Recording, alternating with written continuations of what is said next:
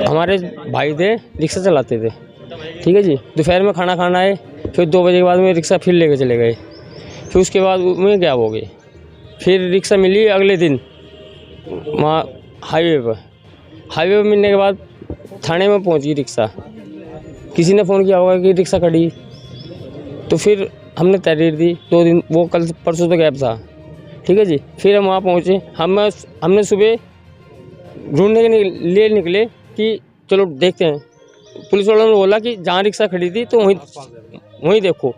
तो हमने सुबह गए, हमने देखने के बाद सारे में ढूंढा, हमें मिला नहीं। फिर हमने इधर चेक किया तो लेकिन वहाँ एक बाउंड्री थी, रेत का भरा हुआ था, तो वहाँ पर पड़ा था काले पन्ने में लिपटा हुआ जी। चोट के एक गर्दन में वो डाल रखी थी बेल्ट, और सिर फोड़ रखा था, और तेजाब भी डाल रखा था। ये पेट भी जला हुआ था, सब चीज़ डाला हुआ था, दे रखी जी। पुलिस तो अभी कुछ पता नहीं जी। हाँ, पत्थर मार रखे थे सिर में। हम तो इंसाफ चाह रहे, और क्या चाह रहे।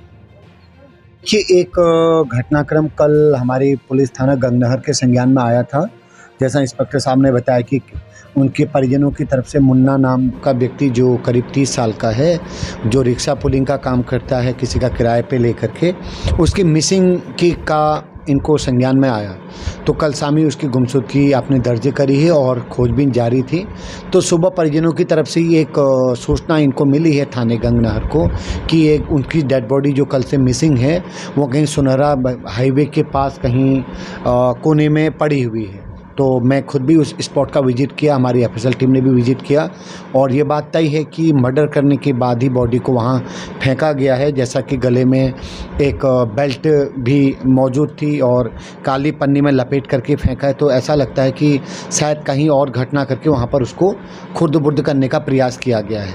तो इमीडिएट हमने जो हमारी कंप्लेन थी, पिता की तरफ से एक नई कंप्लेन आई, तो हमने इमीडिएट 103 जो मर्डर का धारा में मुकदमा दर्ज कर लिया है, और मैंने हमारे इंस्पेक्टर साहब इस पूरे मामले को लीड कर रहे हैं, और इनको हमने 24 घंटे में इस पूरे केस को वर्कआउट करने के लिए बोला है। एसओजी की टीम आपको असिस्ट कर रही है, जो जितने भी एंगल उस व्यक्ति से संबंधित हो सकते हैं, घर का या XYZ कहीं का भी, उस पर हमारी टीमें लगातार काम कर रही हैं। और अगले 2-4 घंटों में, कल तक मुझे आशा है कि हमारा केस कम्प्लीटली वर्कआउट हो जाएगा, और आप लगातार इनपुट दे रहे हैं, काफ़ी सारी चीज़ें उसमें। उसकी ही रिक्शा की बैटरी से तेजाब डालने की